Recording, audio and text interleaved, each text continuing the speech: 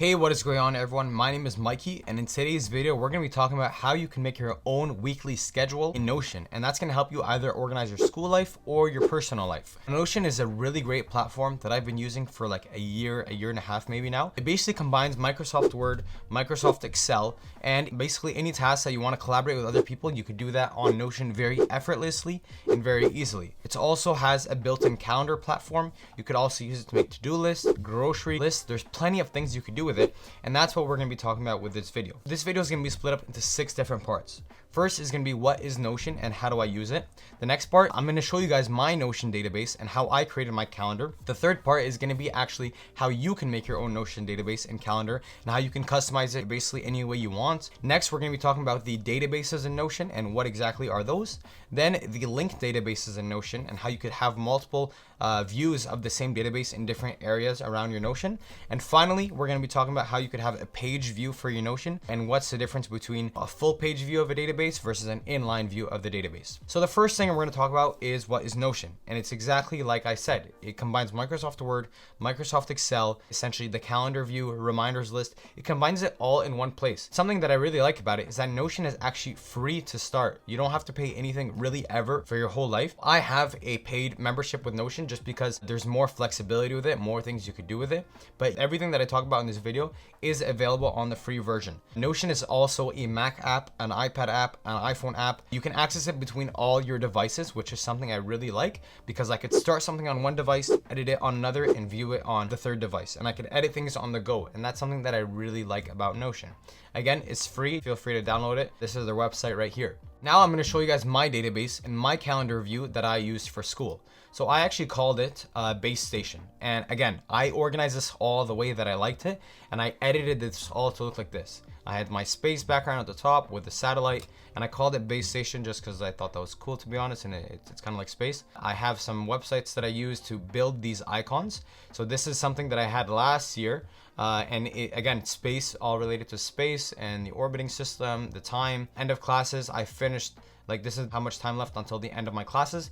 And here is my master schedule. And this is the database that I was talking to you about. This is an example of a database where I had the type of assessment that I had, and then I labeled it under quiz, the class, when it happened, what week of class it was. I just did that kind of for fun. And then I had a checkbox mark to either do it done or undone.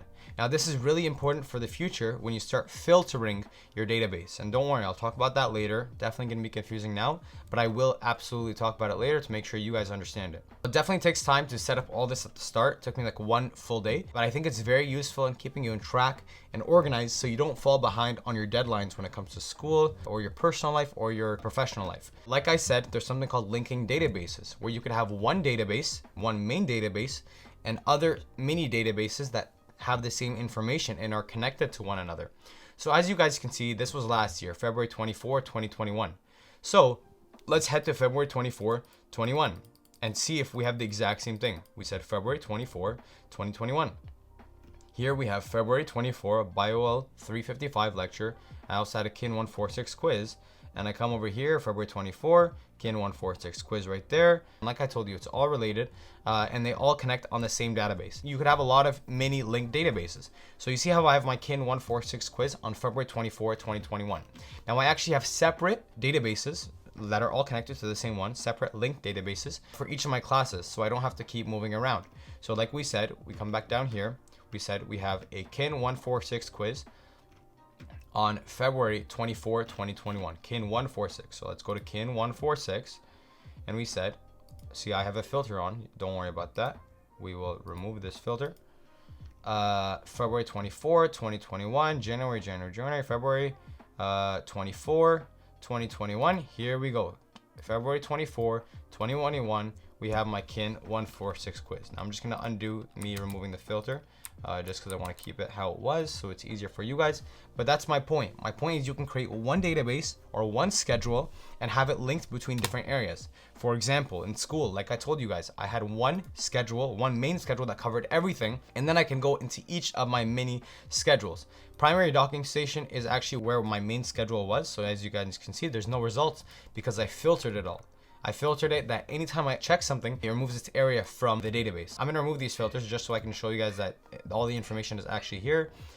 there you go. It's all here. As you can see, I have 122 things in this calendar, and you could change the view of it. Don't worry, I'll talk about that later. But that's my point. My point is it takes a lot of time to set up, but once you do set it up, it becomes so easy to use, and it's honestly very limitless in the way that you could actually organize things. Let me show you guys another thing.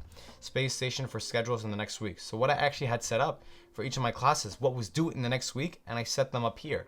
The assessments I had coming up, and I organized them all here, so I knew in the next week what I had to finish, and I could also see what I needed to finish in the future. Now I'm going to show you guys how you can create your own schedule and how you can organize it. So the first thing when you create your own schedule is that you want to decide what type of database you want. There's 6 types of databases: a table database, a board database, a list database, calendar, gallery, and timeline. Now I'm going to show you all 6 different types of databases. Once you create a page, there's 6 different types, and I can click on them right here. The reason why I'm not actually going to click on them is this is going to use the whole space, and I can't put anything on the page. There are 2 types of ways you can incorporate a database. One that's a full page one, and one that's only taking up part of a page. Like over here, where it's only taking up part of the page, and I can have more than one. But if I press on the table one, it doesn't let me add anything under it. And honestly, I don't know why Notion does that. In my opinion, it's kind of useless. It's always better to have a database where you can add more things in the page. It's just easier for organization and for setting things up. And the way that you could actually do that is /, we're gonna do database, and we're gonna do an inline database. So we're gonna do a table inline. So now you can see I could type things under it. And let's say we're gonna call this weekly schedule, okay? This is going to be essentially where we're going to dump everything for our week or everything for a month. Like I said, there's different views for the databases, and you could actually change those views here. I could add a board view. I could add a timeline view. These are all the views that I'm talking about. We're going to focus on the table view now just to set up everything, and then we'll actually get deep into setting up the database. So I'm actually going to mirror the database that I have set up in my weekly schedule that I had for school. So the first thing is the type. Now you can name this whatever you want. There's different types of properties is what they call them. These properties have different settings. They essentially have different jobs or different things that they could do with them. So the type or the name is what I'm actually going to call the event. So let's say it's anatomy exam. Okay. Now this is the type, and this name essentially gives this task or event a page. So for every single event you create, it makes its own page. Just in case you want to have comments on it, you want to write quick things relating to it that you don't want to forget, you can make it all on this page. Notice the properties that I was talking about, which are the tags, the date, all of these properties, they're also in this page. They're also over here. Now I'm actually going to talk to you about the different properties we have. So text is fairly simple. It's just text that you have, and that could be really anything. It could be comments you want to make. Here, for example, in my weekly schedule, I don't have text, or actually I do have text, and that was the week number. And I would just put 12, 10, whatever. It didn't really matter to me. You could put really whatever you want. Now, the next thing you could actually do is you could put a number. That's another type of property. If you set up this property where it's a number, let's say it's money or whatever, it'll actually only allow you to put the numbers. So if I'm typing letters and I press enter, it won't put anything. Only when I put numbers will the numbers remain there. I don't use this often, but it could be very useful if you want to organize your finances. Let's say we are doing, just like I said, exactly like my classes, and we're going to do select. Now the difference between select and multi-select is fairly simple. Select is a subset of categories that you could pre-add, and you're only allowed to put one of those categories in. For example, let's say we're doing select and I'm changing the title to class. Okay. Like I said, this is anatomy class, but let's say there's also physics and chemistry. So these are the select options that I have set up. However, because I selected the select property and not the multi-select one, it'll actually only allow me to add one of them. So if I click on physics, it'll only allow me to put one of them. And if I change that actually to multi-select, then it will allow me to put more than one. You see that? Physics and anatomy, things like that. Now, again, sometimes it's useful to have multi, sometimes it's not useful. But if it comes to a class, I think what's best is that you do just one, because you're not gonna have two classes in the same setting. So we'll leave it as anatomy. So like I said, we're gonna do it exactly like mine. So we have the type done, we have the class done. Then maybe we wanna do a multi-select one, and we're gonna label it category. Now, in this case, maybe you wanna do quiz, assessment. I'm just giving titles right now. Don't judge me if I spell things wrong. Maybe midterm, maybe test, maybe exam, maybe assignment. Now here, like I told you, you could put multiple things in one area. We're gonna stick to assessment, and since we know it's an exam, we'll leave it as exam. So now I have it labeled under assessment and exam.